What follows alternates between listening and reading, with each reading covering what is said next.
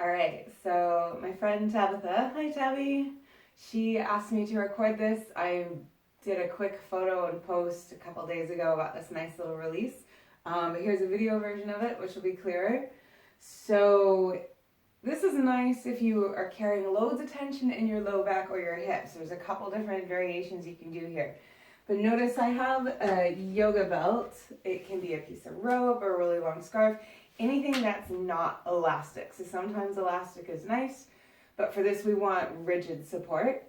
You're gonna tie it in a loop, and I'm gonna find something solid, a door frame most of us will have at home, or you can play outside on a tree, or anything that you can really give your weight to, and generally a door will take your weight.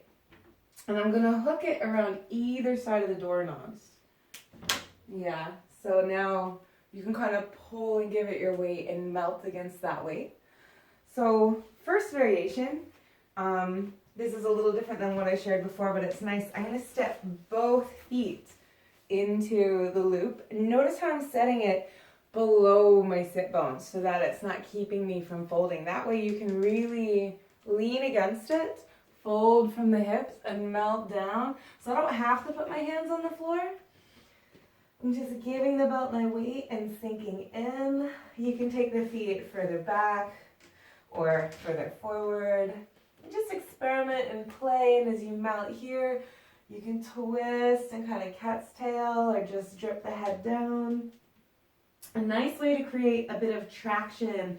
So right now, my spine's getting longer with the pull of gravity, where if I come up to standing, I'm getting shortened with gravity. So it's a real simple way to kind of decompress and lengthen the spine.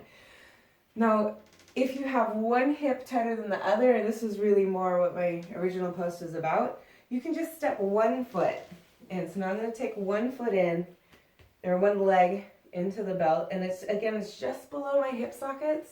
And now it's a little more interesting because the pull is like moving the femur to the back of the hip socket, yeah?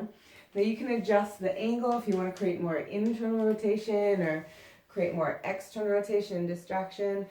But as you melt now against this and experiment and turn and change your foot position and the way you're pulling against it, this offers all kinds of interesting readjustment. And, you know, most of us are going to have asymmetrical hips. So I'm doing my left hip. This is my tight hip. And as I lean against it, I can feel all kinds of reflecting stretches through the fascia, up the spinal muscles, around the obliques and QLs, all the muscles of the outer hip. It's a really nice one. So there's a more detailed way in and out of those two poses. Let me know how it works for you, and we'll see you soon. Thanks.